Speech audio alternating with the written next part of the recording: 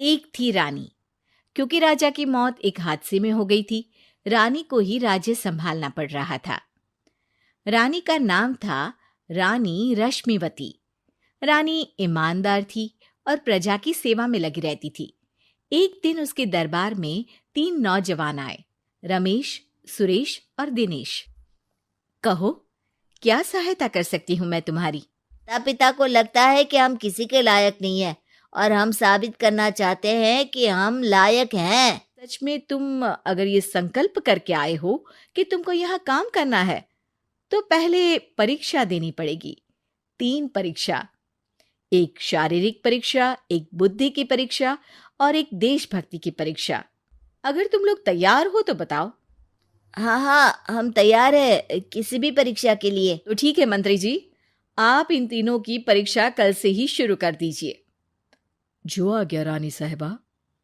अगले दिन से ही तीनों की परीक्षा शुरू हो जाती है। शारीरिक परीक्षा, यानी किस में कितना है दम, ये देखेंगे हम। क्योंकि शरीर में दम होगा तभी तो प्रजा की सेवा में दम लगा पाओगे। वो पेड़ दिख रहा है, जो सबसे पहले चढ़ेगा उस पे दरबार में नौकरी पाने के अवसर उसी के बढ़ जाएंगे। जैसे ही रमेश और सुरेश आधे पेड़ तक चढ़ गए, दिनेश ने उन दोनों की टांग पकड़ के उन्हें नीचे गिरा दिया और खुद पेड़ पर चढ़ गया। दिनेश की जीत हुई। अरे लेकिन इसने बेईमानी की। बेईमानी नहीं की, बुद्धि लगाई। शरीर के दम के साथ दिमाग में भी दम होना चाहिए। क्यों मंत्री जी? हाँ, बात तो तुम्हारी सही है। अगले दिन तीनों की बौद्धिक परीक्षा का समय होता है। आज की बौद्धिक परीक्षा में ये कुछ बोरे हैं, कुछ में नमक है और कुछ में रुई। जिसको जो ले जाना है उठा लो।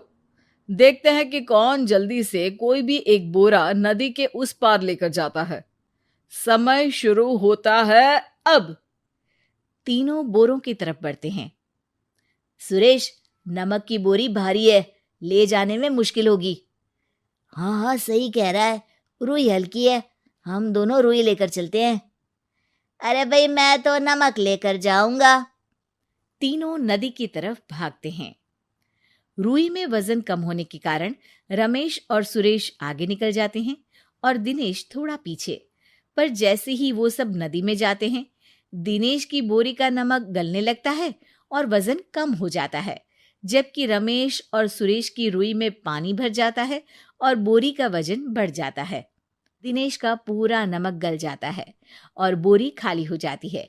वो जल्दी से रेस पूरी कर लेता है। इस परीक्षा के विजेता भी दिनेश ही हैं। उसने दिमाग लगाकर दिखा दिया कि वो बौद्धिक परीक्षा में भी रमेश और सुरेश से आगे है। अब कल तुम्हारी देशभक्ति की परीक्षा होगी।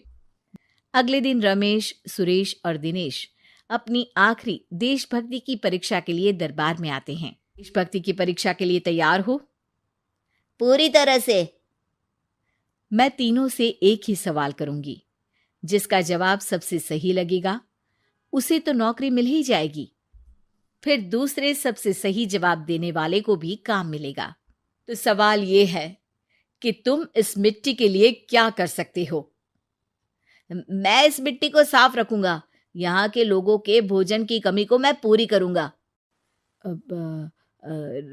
मैं यहाँ के लोगों को गले लगा लगा के उनको खुशी दूंगा रानी माँ, और गरीबों के लिए घर बनवाऊंगा।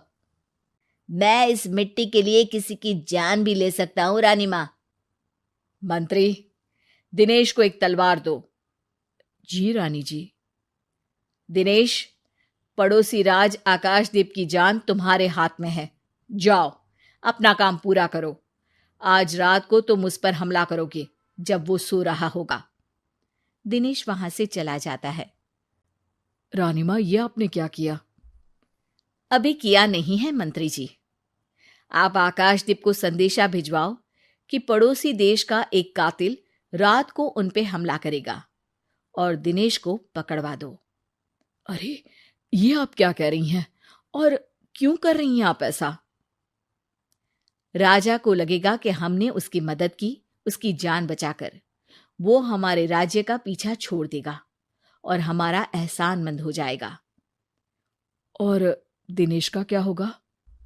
इस राज्य को दिनेश जैसे शातिर और लड़ाकू लोगों से ज्यादा जरूरत है ऐसे लोगों की जो लोगों को खाना खिलाने की और खुश करने की बात करे। और ये गुण सुरेश और रमेश में है। इन्हें नौकरी दे दो। रानी ज्यादा चतुर निकली। उसने एक तीर से 2 निशाने लगाए।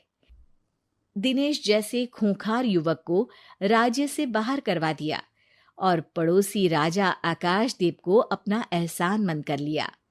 पूरा दरबार रानी की जय जयकार कर रहा था।